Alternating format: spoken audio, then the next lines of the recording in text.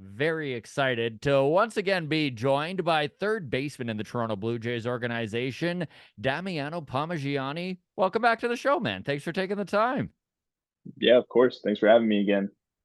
Hey, you know what's been cool is since we last chatted, every time I see your name written about, or anytime I see you talked about, the term power bat gets added to as a descriptor there. So your prowess for home run hitting is starting to get around, man. That's pretty cool. Congrats. Thank you. Thank you. I like to think that's always kind of been hasn't really been a Totally. secret, I guess, try to what I try to do, but hey, I'll take it. If someone anytime someone's writing nice things, I mean, I'll take it. As you get closer to the bigs, right? That's what's happening is that those power tools are being looked at more. I know you finished second in that Arizona Fall League home run derby. Do you like the derby? Is it kind of cool? Like, who did you have throwing to you? And like, it must be such a weird thing to like go in to a derby thinking the complete opposite of what you would normally digging into the batter's Right. box. Right. Yeah, well, I'll tell you about it honestly. Like I knew obviously I know that it's a part of the AFL, like and part of me going into the league was thinking like, oh, it'd be pretty cool if they asked me to. And then as I started playing the first few weeks, I was like, you know what? It's October. I'm pretty tired. Like in BP, we're getting a little more technical, less, we're not trying to drive the ball out every round. So it got to the point where I was like, man, if they ask me, I don't think I'm going to say yes. Like I kind of don't. I don't know if I want to do it. Like, but yeah. So up until that point, things were going well, and then I forget who it was. One of the coordinators texted me and asked me if I would do it, and I immediately called my agent, and I was like, I don't know if I want to do it, but I feel like it's a great idea. And then he, no, obviously he talked me into it. As there's the right way to go about it and all that. So at first I was a little hesitant, but then I jumped in, and I'm so glad I did because it was actually so much fun. It was ran Is super it well. There's is so it many as fans physically there too. exhausting as it looks?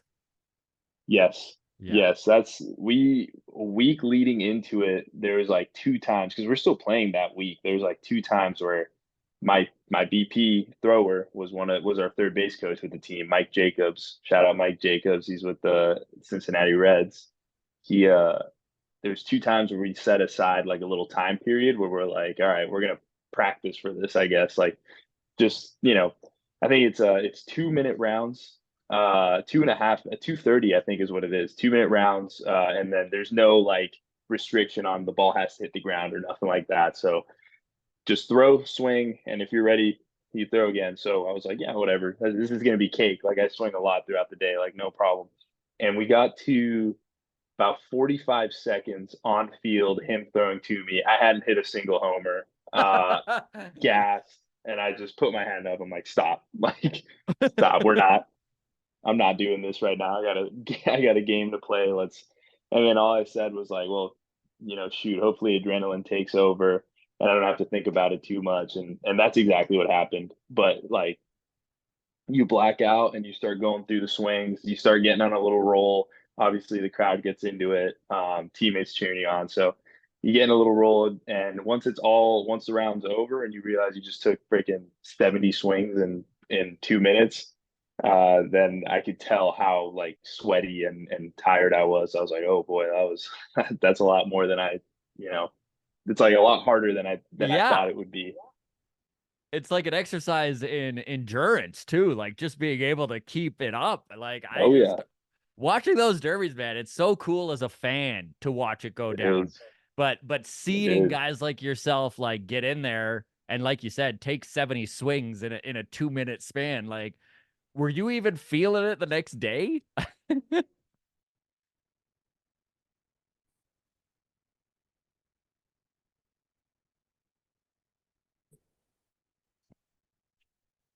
Like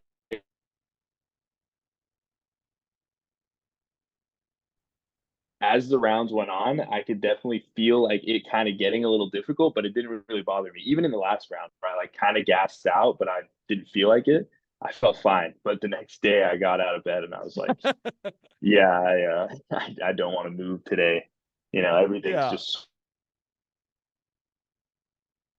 it's like the hitter equivalent of a marathon the day before. So, but of I'm glad I did course. it. So, No, very cool. I know, obviously power has always been one of your main go-to tools.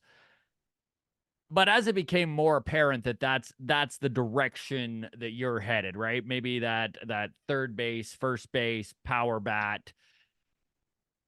Did you notice last year maybe being pitched around a little more than you did in double A and A?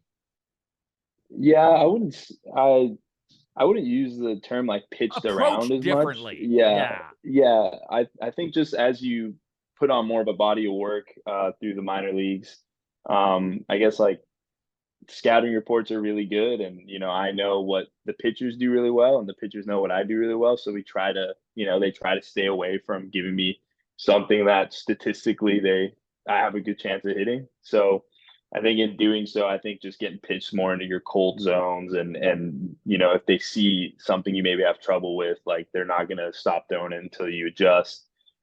So it's kind of a fun learning process going through that.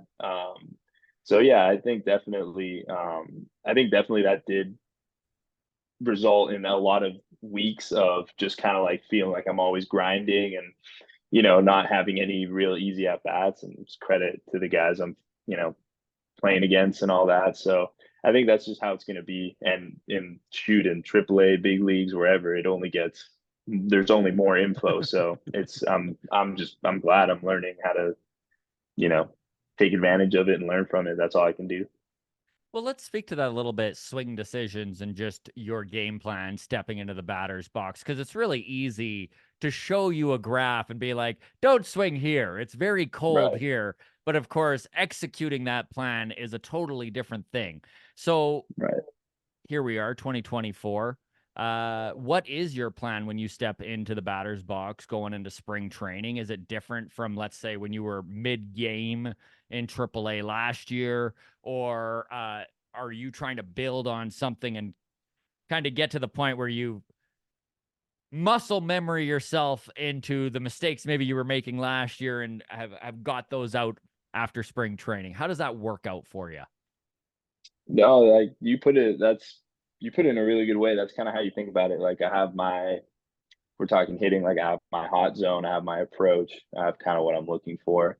And then as the season goes on, it becomes more refined and you become more aware of like, becomes what's hard for you to hit and where your cold zones are. So when we go into the off season, it's a good period of time where you can kind of break it all down and start taking chances and training in different ways or trying new things without having the intensity of a game where you have to perform, after your cage session and stuff like that. So to put it simply, I think I would say like I want to grab my hot zone and just you don't want to make it you don't to say that you want to make your hot zone the whole play, that's a bad idea because you'll just swing at everything. But if you can, bit by bit start expanding it a little bit and get more comfortable, and then you can maybe end at bats a little earlier by swinging at pitches maybe you didn't because you weren't comfortable, and you can end them earlier by catching a barrel earlier without having to get deep into a count, or maybe 3-2, they try to put you away with something in the zone, but you can cover it now, type of thing. So you're just trying to expand that confidence and in that hot zone in the off season. And that's pretty much all you try to do and take it into spring training and watch it, fall into its own. Speaking of the off season, obviously you're training throughout it, but how much do you come into camp ramped up? Like, do you still have a ways to go right now? Obviously, there's game shape and stuff, but like just when it comes to the weight room and stuff like that, are you already pretty much max out as you step into spring training? Yeah, that's always the goal. I mean, regardless of whether you're going into camp to try to make a team or not, or whatever the case may be, like you always, as a hitter, want to get in there 100% ready to go. Not version of yourself that you've spent 2 to 3 months working on. And that's a credit to just, all the trainers that I work with and all the guys around me that I work with in the off season. Like it's not possible without them. So it's planned out, and yeah, right now I'm ready. I'm exactly where I'd want to be in midseason and stuff like that. So you finished the season in Buffalo. I know you only played about 20 games in AAA there. You have though been through numerous spring trainings at this point. You've got to Mhm. be feeling pretty comfortable going into Florida these days. And I'm curious how that plays. Like as you become more experienced and further up the ladder when it comes to those guys coming to spring, like do you get your pick of the facility a little more? Like is there a part of the dressing room, maybe the rookies are by the washroom or something like that? Like what's your first day of spring training look like? Yeah, no, it's a good question. And yeah, I guess like everybody goes through it, but there's the biggest there we got a few locker rooms in Florida, and we got the biggest one where the most people go in, obviously.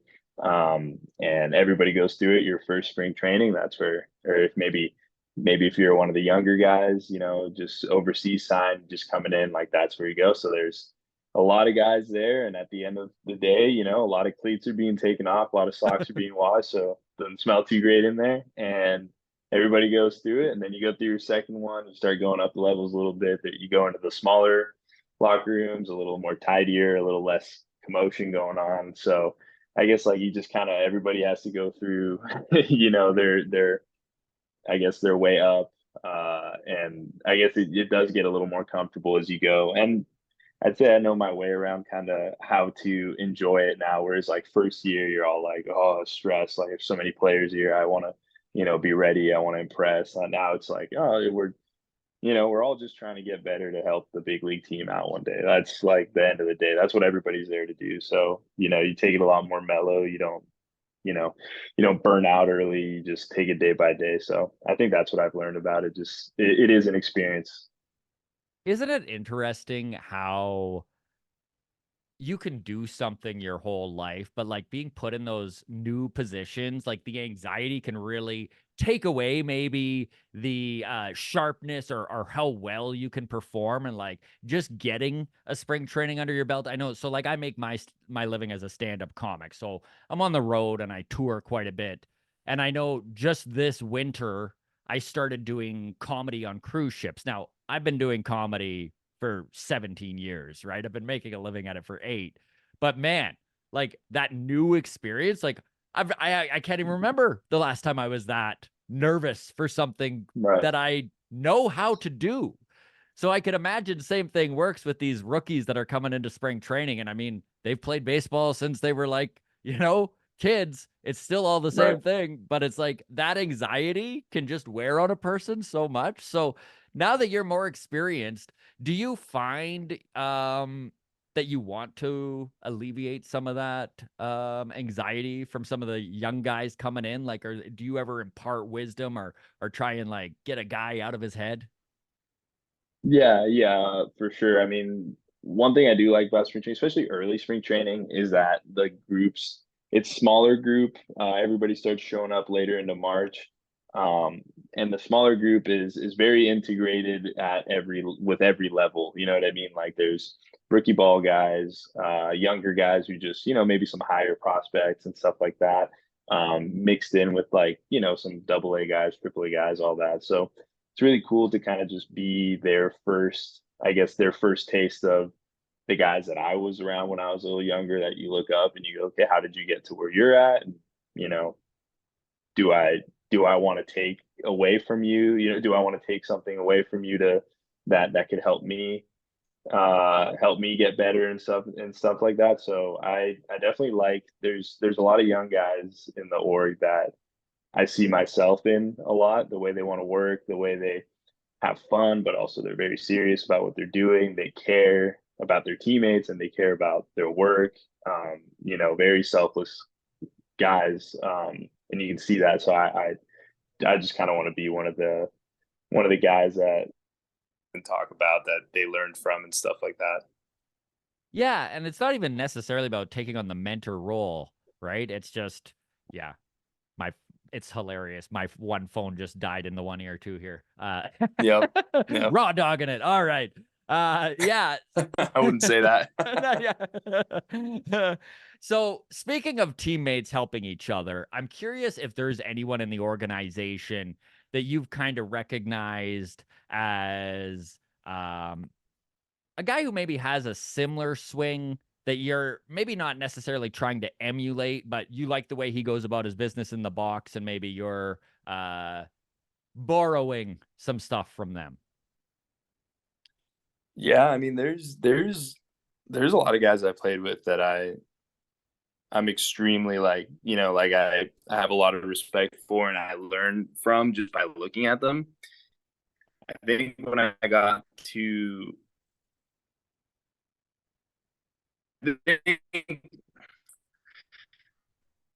there's a time I mean there's guys like David Schneider that I think the same way in the fact that pitch selection and slugging is important. I think he for his swing and he's right hand. So I came to someone who like moves, you know, make rain more than I do their swing kind of thing. Mhm. Mhm. And I mean, seeing Davis's success too must, as a guy who you watched grind in the minors for the amount of time he did too, you almost gotta respect the tenacity of a guy like that as well. Absolutely. And I think when we talk about someone like that or a story like that, I think the best way to say it is like good things happen to good people and he's one of the best there is. So, just being around him, I only got to play with him for like a week before he got called up to Double A when I was with Vancouver. So, but just kind of being around him through spring training and stuff, and seeing how people think of him and how he conducts himself, like he's not the only one too. Like it's just a matter of time for people like that who work Mhm. hard, are good people, they care about others. So it's really good. I think it's important for people to note that and see that that's also what it takes to get to where you want to go is to be a good person too. And it's funny how maybe that's not brought up enough, because there is something to be said for a guy like Davis, who every person we talk to, Damiano, says the same thing, Yeah, right? He's just like a good dude who puts in the work and is always a good teammate. And it's cool to see guys like that succeed. right, right. There's enough people and enough evidence to show that it's not a secret. You know what I mean? Like it's not fake. He doesn't seek it out. It's just truly who he is, and that's like I said. Like I want to take something away from someone that I come across, and that's the one of the biggest things I took away from him. So it's a very cool thing to see. And I mean, you look at around the organization, and there's always guys that maybe have something that they struggle at and they work hard at. I know Bo Bichette is a great example of a guy who just grinded it out when it came to the defensive side of the game and went from what was probably a below average shortstop at the big leagues to at least average, maybe even above average at this point. And he worked really hard to Definitely, get no, there. definitely above average. Definitely above average. And I mean, this is what's cool about you too, is that there were questions in A and double A. Does his defense play? And I know across the board, Fangraphs put out their defensive metrics, and they basically what they say is Damiano Palmegiani big league ready for the hot corner. How are you feeling about that? How are you feeling defensively? Obviously, you're never a finished product, right? But where's your confidence level at playing the hot corner? It's very high. I mean, I think it's just a credit to the work. Like I've never really had a confidence issue there. It's just the reps and the work. I know that that's a spot that I can stick at.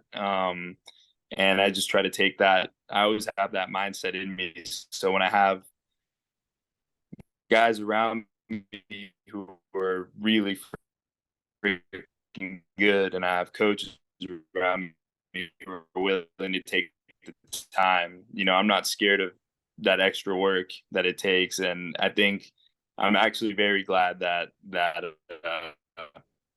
it's starting to show a little bit that, like, I understand where maybe some of the questions came from, but I think it can be that kind of thing as if I continue to work the way that, I'm being pushed to kind of thing.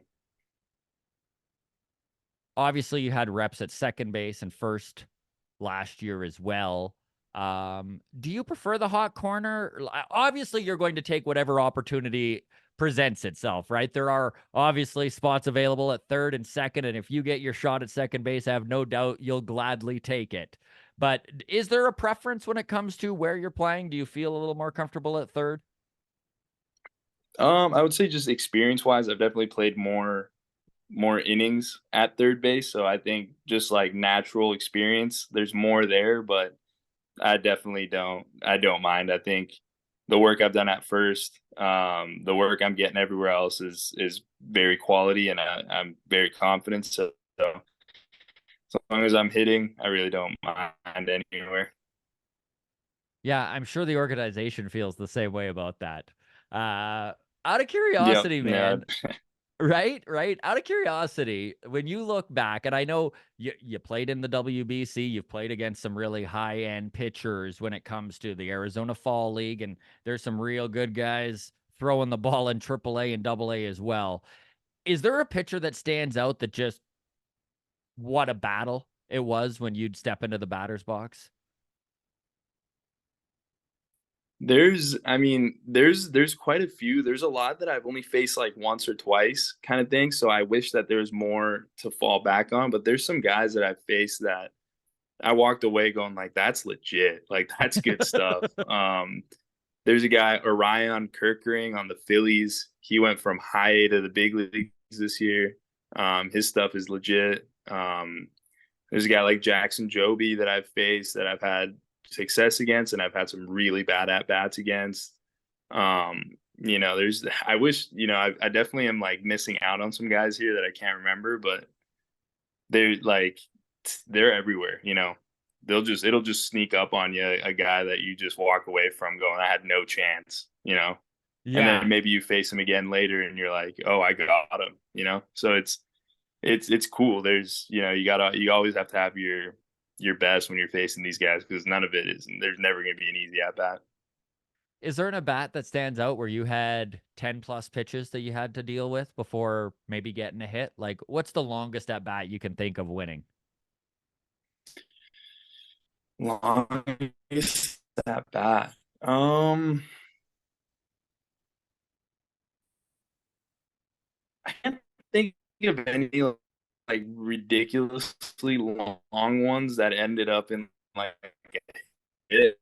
I know there's a bunch of long ones that end up in like Ks and like ground outs, which kind of sucks. But in the AF, I remember every pitch he threw, I was like, oh man, like that's good. Like, oh, that's good. And then I had to fight and stay alive and take good pitches. And eventually, I think it was 3-2, and I earned myself a pitch I could hit. And, I hit it, and it ended up being, a hit.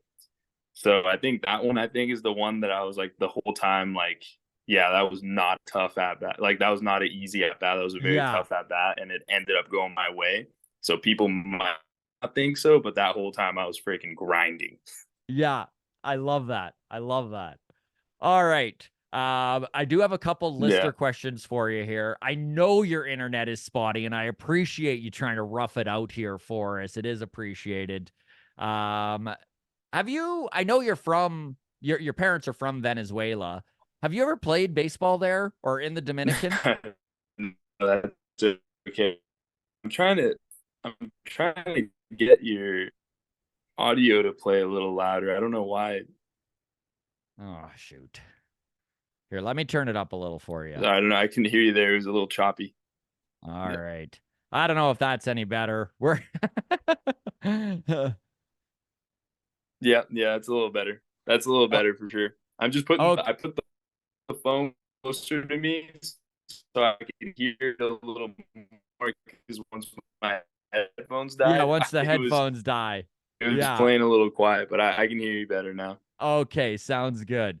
Okay, so I ask if you've ever played baseball in Venezuela or the Dominican Republic, because I was there in January and got to go see some Lead'em games, and it was just so cool to watch Yeah. baseball culture in that country. And I've never been to Venezuela, but I can imagine there's that love of baseball there as well too. Have you had a chance to experience the love of baseball outside of Canada and the US?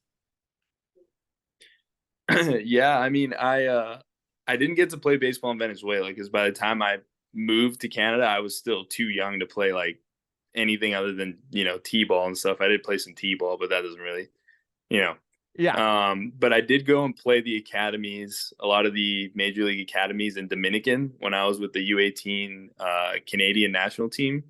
We yeah. did a trip, I believe it's in May, or yeah, it's in May. And you go down and we played the Jays, the Brewers, the Dodgers, the Phillies, all of them. So just to see them and Very cool. their, like, not only their culture but their path to where we see them today in the big leagues, like, very eye opening, and definitely helps me gain, and all which I already had, but it helps me gain more of an immense respect for what they do and how hard they work and what they go through. It definitely, I think it gets overlooked a lot, and it's really special. Even seeing it from a fan's perspective in the audience was definitely, like you said, gives you that broader perspective. Cause man, like it's the same game and there's the same passion as here, but it's so different and it's gone about so differently. It was really cool. It was like it reminded me of the scene in Moneyball where they're like, it's hard not to be romantic about baseball, right? Like it's just tough in that moment. Like you're like, yeah, this is awesome. Yeah, yeah. All No, right. I fully agree with you. I think there's a lot of guys who they get to where they're at, and everybody sees what they do now, but they don't see what they sacrificed to get there, all they had to go through, and whether they're overseas or not. But it's sometimes I think that gets overlooked a bit. So the respect is huge. All right, Damiano. Let's get to some listener questions here before we let you go on with your afternoon. Again, really appreciate you taking the time to talk with us. And maybe when you get to the bigs, you'll have big league internet, right? Then we're all good. Yeah, yeah. No, I got all of that. I got a bunch of the guys I'm living with are probably on their phones right now and playing video games. So that's for Yeah. sure what it is. Okay, so this is from Tristan from Saskatoon, Saskatchewan. And he says, hey, Damiano, love that you're back on the podcast. Out of curiosity, who is the most intense teammate you have ever played with? And on the other side of things, the most lighthearted teammate you've ever played with? That's a great question. Trying to think. I think intense. Um, we he we just traded him last year to the Cardinals, and he's having a lot of success there. I think he'll debut next year, but Adam Kloffenstein was Okay. was extremely intense when he pitched, and he's not a overly intense person. He definitely is fun to play behind. Um, I think a lot of people might even say me in that, but I think he's definitely more intense than me. So, but and then lighthearted, uh, honestly, I mean, you hear about it a lot and you see him a lot, but even through good and bad. So it's pretty impressive. Not gonna lie. So I gotta go. Yeah, I gotta go. Team.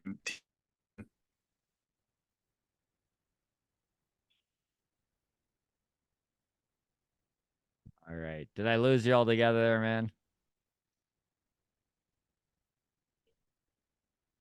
Did I lose you? Oh, there you are. Now we got you back. Yeah. Sorry, most lighthearted. You cut out right at that point. Oh, I got you. I got you. Yeah. So I was gonna say you guys are probably. I'm sure everyone's probably pretty aware, but Ricky Tiedemann when he throws through he's always super mellow, and it kind of freaks me out sometimes. He's kind of like a robot, dude. So I think we can all learn from that. I love that. I love that. All right. Next question is from Michelle from Toronto. She says, when you played in the WBC, did you find there was added pressure playing for your country? I would say there's, well, yeah, definitely pressure, but I wouldn't say there's pressure. I think there's more just a lot of pride on line, you know, like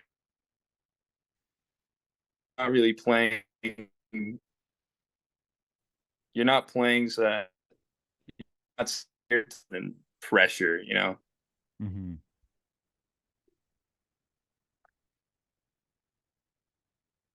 Okay. This last one is kind of just a fun one. It's from Mark Anthony in Richmond Hill, Ontario. And he says, hey, Damiano, I too am from a big Italian family. We're all rooting for you to make your MLB debut this year. What's the best dish your Nona makes? Not to be that guy, but my Nona's cannelloni is better than your Nona's. Winky face. Well, I would love to find out. Yeah. That sounds awesome. Great You know, answer. I wish I had a personal answer for that. Yeah, I couldn't experience it too much as she passed when I was only one. But Oh, bummer. my Yeah. dad talks about her uh, all the different kinds of spaghetti she made. Um, and he says that they will go anywhere, and no matter what, he will claim, "Oh no, my mom made it better always." And I think at this point he's lying, but like you know, like she had on it. Yeah, I love that. I love that. All right, Damiano. Honestly, thank you so much, man, for taking the time. I know that you Yeah, went out and worked your butt off all afternoon, and then you still made time for us. So we do appreciate it. We're rooting for you, my man. And hopefully we can twist your arm and get you to come back on the show, maybe once you're in Buffalo or fingers crossed, Toronto, right? yeah, yeah. Of course. No, I'm happy to jump on. I like doing these, and you know, it's definitely not a problem for me. So I'm glad you guys thought of me and invited me back. Awesome. All right, my man. Again, thanks for toughing it through this rough internet. We do really appreciate your time and take care of yourself. Enjoy your evening, and we'll be in touch. Awesome. Thank you. Cheers.